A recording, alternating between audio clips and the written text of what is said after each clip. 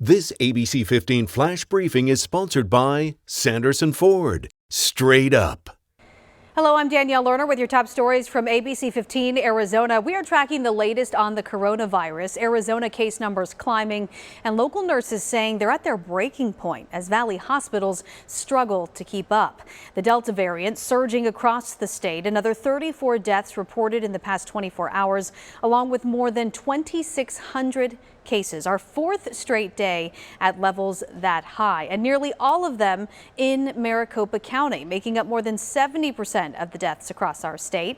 Mojave County identified by the CDC as another sustained hotspot, seeing 4 deaths overnight, and that's high for an area with a fraction of the population here in the valley. And remember, those aren't just numbers, they're people. Bullhead City, they're in Mojave County, sharing that one of their officers is among them who's died of coronavirus. The police department saying on Twitter, Lieutenant Nick Sessions passed away after a prolonged fight with COVID. He served 22 years on the police force there. As hospitals fill up, a new study shows the people responsible for those patients' care may be hitting a breaking point. A nationwide survey found the COVID pandemic has pushed many medical professionals to consider leaving their jobs. In fact, ICU nurses seem to be especially impacted. That survey showed 48% of ICU workers who responded are considering leaving the healthcare profession. Nurse Paulette Rangel spent 7 years inside a Valley ICU. She said the last year took a major toll on her mental health as units were understaffed, employees overworked, and all of it eventually led to an overwhelming feeling that she just couldn't ignore. I felt this guilt of they really need me, but at the same time, I can't bear to walk back in those doors. And it's not that I didn't love my job as I did. I just didn't feel right anymore. The state's largest hospital system already feeling the strain of these types of employees leaving. A banner has hundreds of job openings right now, telling us openings for nurses are at an all-time high. As for Rangel, she's taken a job with a mobile medical clinic and is now focused on getting the public vaccinated. The shortage of healthcare workers, not isolated to hospitals either. Nursing home facilities say they are also feeling the strain, but for a different reason.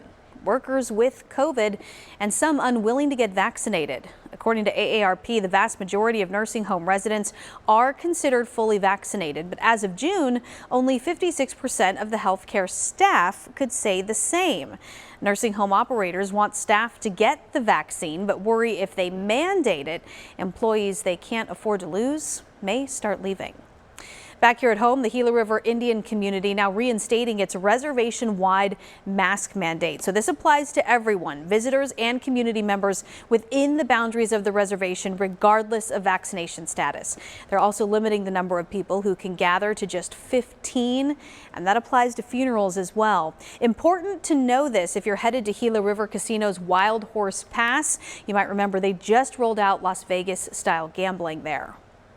A violent morning in Phoenix. Multiple shootings happening across the valley early this morning and all around the same time. In fact, right now there's nothing to suggest the shootings were related, although 2 of them did happen on the same street.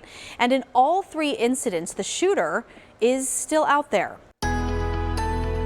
Tracking your most accurate forecast, I'm meteorologist Jorge Torres. It'll be another hot and humid day on your Sunday, along with poor air quality. Will once again be under an ozone high pollution advisory in the valley. So if you suffer from asthma or COPD, limit your time outdoors to wrap up the weekend. It will be hot once again with a high of 106 here in the Phoenix metro, 80s up in Flagstaff, Heber, and Cholo, 90s there in Sedona and Prescott, and 111 in Lake Havasu and Bullhead City as well. And your planner to wrap up the weekend showing temperatures starting off in the mid-80s in the morning, climbing into the upper 90s by noon here in the Phoenix metro, and topping out at 106 and staying that way through the evening hours too. Sunset time now at 7:23. So here's your most accurate 7-day forecast. Temperatures will drop throughout the week as rain chances return to your forecast beginning Monday. Just 10% on Monday though, but it goes up throughout the week, anywhere from 20 to 30% from Tuesday through next weekend, with highs as cool as 100 by Tuesday. For the latest headlines, weather and traffic, head to abc15.com or download our free ABC 15 mobile app. This ABC 15 Flash Briefing is sponsored by Sanderson Ford. Straight up.